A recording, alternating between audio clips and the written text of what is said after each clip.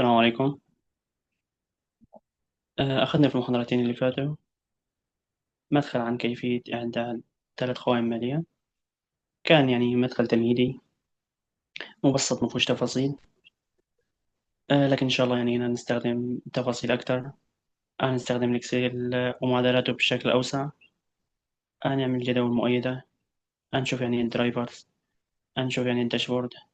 نشوف يعني الكفر بيج. فكل الحاجات دي يعني نتعلمها إن شاء الله يعني.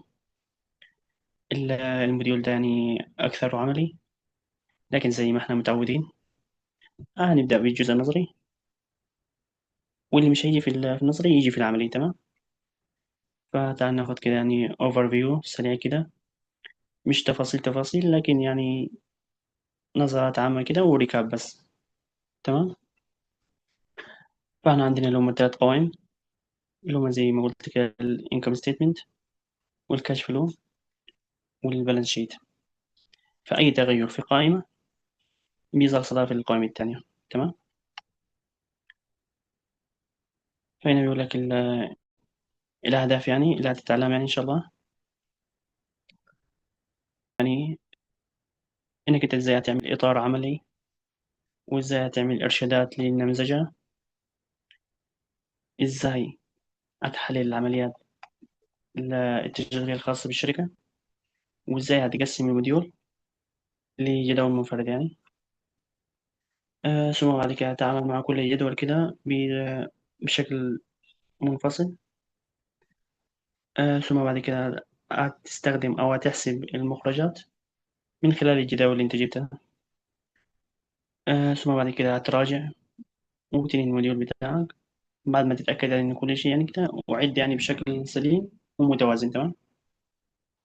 وأهم حاجة يعني إنك أنت بتعمل building blocks، اللي هو يعني تبني مكتب الجداول عندك تقدر تستخدمها يعني فيما بعد في أي نموذج جديد، بحيث يعني إن هي توفر عليك يعني الوقت يعني. تمام.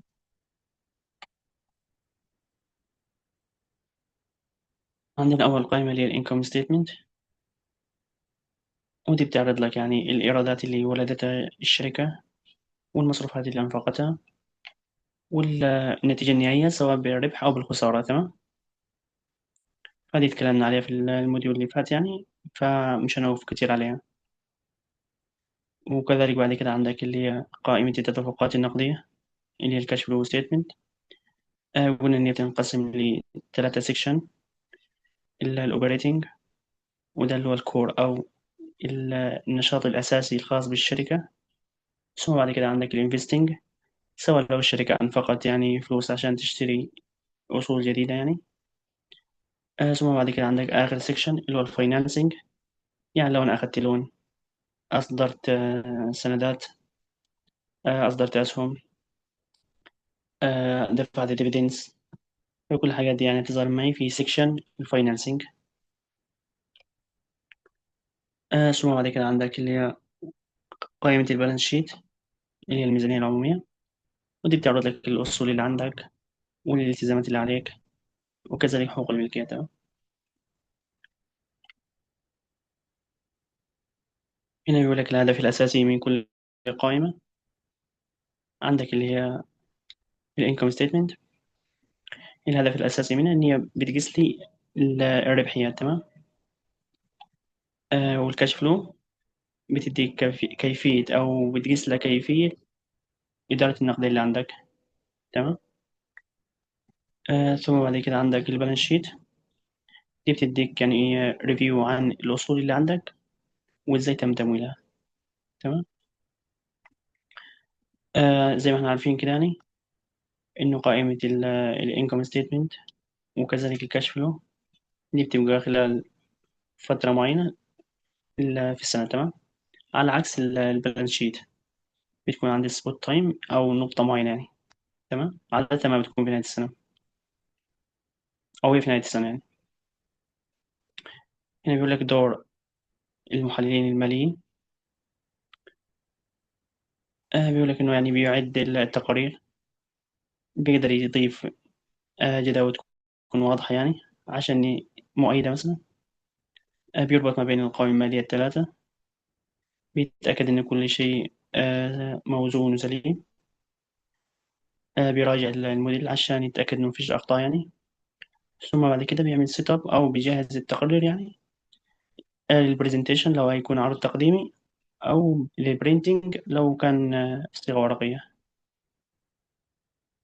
عندي بعد كده الانكم، أو أفضل حاجة لأن أنا بعمل preparing الستيتمنت. فأنا ببدأ بالانكم ستيتمنت عشان أوصل منها للنت انكم. النت انكم اللي هو هيروح معي أو اللي هيظهر معي في أول سيكشن من الكاش فلو، اللي هو الأوبريتنج. تمام. نهاية بالاندنج كاش، دي اللي بتترحل معي أو اللي بتروح معي البالانس شيت ضمن بند الكاش في الأصول. تمام. فأنا عندي اللي هو الانكم ستيتمنت، بحصل من على النت انكم، اللي هو باخده بودي الكاش فلو أول بند اللي هو النت انكم، بحصل من على الاندنج كاش بعد ما بشوف المتغيرات اللي حصلت يعني. هنشوف ده كله إن شاء الله يعني مع بعض في الجزء العملي. نهاية بالكاش اللي هو في البالانس شيت. تمام. هنا بيقول لك أهمية النماذج المالية، إن هي بتساعدني في اتخاذ القرار، وكذلك بتساعدني في أو بتساعد في التواصل. عشان كده لازم التقارير المالية لازم تكون واضحة، تكون سهلة، تكون مفهوم للعامة. تمام. بيقول لك إنه متخذ قرار مش عايزين تفاصيل كتير، عايزين بس كي بي ايز أو سمري يقدر على أساسه يتخذ قرار. تمام. على عكس المحللين بيحتاجون كل شيء بشيء من التفصيل يعني. تمام. بعد كده عندك الريفيرس موديل ديزاين، اللي هو أنا ببدأ بالأوتبوتس، أو إن أنا بشوف إيه الحاجات اللي عايزاها الشركة، وعلى أساسها بقى ببدأ أو ببدأ أشتغل على القوائم، وكذلك على الجداول وصولا للإنبوتس اللي أنا هحطها يعني. تمام. دي كويسة، أو إيه فائدتها يعني؟ إن هي بتكون فيها مستوى مقبول أو من التفاصيل، ما فيهاش تفاصيل كده أنا في غنى عنها يعني. بتساعد على التواصل فعال، بتركز بس على احتياجات متخذ القرار. تمام. هنا علشان أصمم الموديل فلازم يكون عندي اللي هو ببدأ بالكفر بيج اللي هي الغلاف.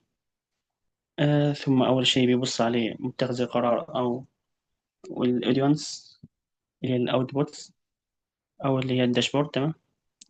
ثم بعد كده عندك الإنبوتس والموديل نفسه. تمام. الحاجة دي قلنا يعني، فما معنى عيدة تانية يعني.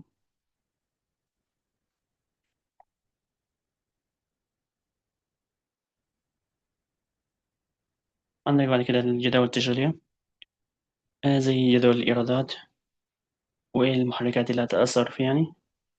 وعندك كذلك بعد كده جدول التكلفة وجدول رأس المال العامل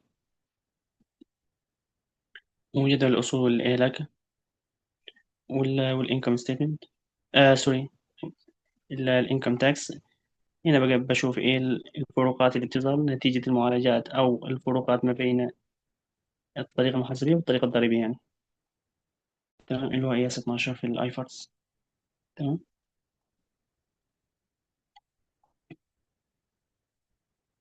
هنا في اللي هو أوفر فيو عن الكابيتال ستراكشر، دي أخذنا وتكلمنا عنه. عرفنا إزاي أو الشركة ممولة بكامل إيكويتي وكامل الديت، فما نعيدها تانيا. لكن الجزء العملي اللي هو الخاص بالأوبريتنج ده يعتبر أهم شيء يعني، وده اللي هنتكلم فيه كثير في الجزء العملي. تمام. بعد كده بيقول لك using الكورس كرو، أو اللي هي باخد رصيد نهاية الفترة، بيكون معي كرصيد بداية الفترة، بشوف التغيرات والأحداث اللي حصلت، بوصل لرصيد نهاية الفترة، أستخدم رصيد بداية الفترة للفترة اللي جاية، وهكذا يعني. تمام. ثم بعد كده عندي إزاي أتجنب الأخطاء اللي تظهر في الإكسل. يعني الجزء ده يعتبر عملي أكتر، فخليه في الجزء العملي عشان إزاي نفتح الإكسل وإزاي نقدر نشغله. تمام. وإزاي نتجنبه، اللي هو من خلال مثلا السيتنج والفورميولا، أشغل له الانيبل iterative، فده يعني هيكون ظاهر معنا أفضل، وتأثيره هيكون ظاهر في الجزء العملي. تمام. ثم بعد كده عندك الريفولفر، أو اللي هو زي ما بيقولوا القروض الدوارة. تمام. اللي هو متى ما كان عندي رصيد النقدية بالسالب أو رصيد الكاش عندي بالسالب، أنا في الحالة دي بضطر إن أنا آخد تمويل. ولما بيكون عندي أو يحصل لي تعافي ويكون رصيد النقدية بالموجب، بيسدد تلقائيا. تمام. فبرضه يعني أثرها أو هتبان أكتر في أثناء تطبيقنا عمليا يعني. تمام. وهنا زي ما قلت إزاي أشغل سيركيولاتي، اللي هو لو كل يعني حاجة مرتبطة باللي بعديها. تمام. بدل ما بتديك ايرور أو النموذج يضرب منك يعني أو يحصل فيه كراش، فده كله نتعلم ازاي نتجنبه. ولو حصل كراش ازاي نقدر نعيد تصليح يعني. فدي أهم الحاجات يعني اللي قلنا نتكلم فيها كده قبل ما نبدأ في الجزء العملي. فلو كان في تقصير يعني فمني، الكمال لله سبحانه وتعالى. وشكرا. السلام عليكم ورحمة الله وبركاته.